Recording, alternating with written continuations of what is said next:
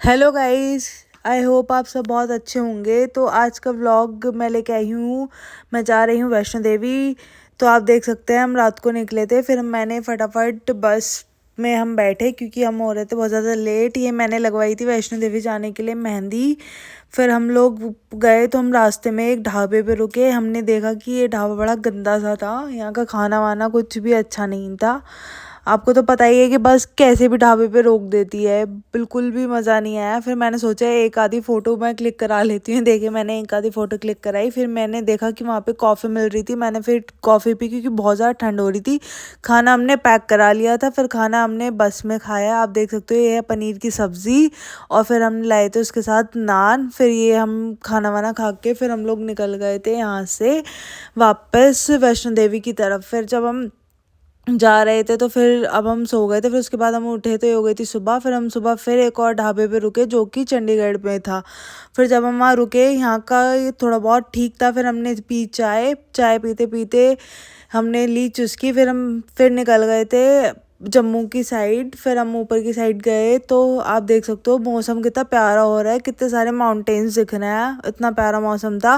फिर हम पहुंचे होटल। फिर होटल जाके मैंने रेडी होके फटाफट थोड़ी सी फ़ोटोज़ क्लिक कराए। फिर हम फटाफट आगे गए तो हमने ये कार्ड बनवाया जो कि आगे बोर्डिंग के लिए ज़रूरी होता है। फिर हम आगे गए माता के दरबार की साइड। फिर ये देखे हम जा रहे हैं दोनों हस्बैंड एंड वाइफ। फिर हम लोग गए ऊपर कटरा में। आप देख सकते हो कटरा में कितनी रौनक थी। आपको बताऊं इस टाइम पे इतनी भीड़ थी वैष्णो देवी में कि बिल्कुल भी आप को ऐसा नहीं लगेगा कि आप अकेले आए हो। ये मैंने देखो कि हमने डंडा लिया, फिर डंडा लेके हम चढ़ाई के लिए स्टार्ट हो गए। पहले तो स्टार्टिंग में बहुत बहुत जोश था, बट जब हम जैसे जैसे आगे बढ़े मैं बहुत ज़्यादा थक गई थी। अब जैसे आप सब देख सकते हो कि कितनी भीड़ हो रही है। इतनी भीड़ हो रही थी ना कटरा में कि मैं आपको बता नहीं सकती, बहुत ज़्यादा भीड़ थी।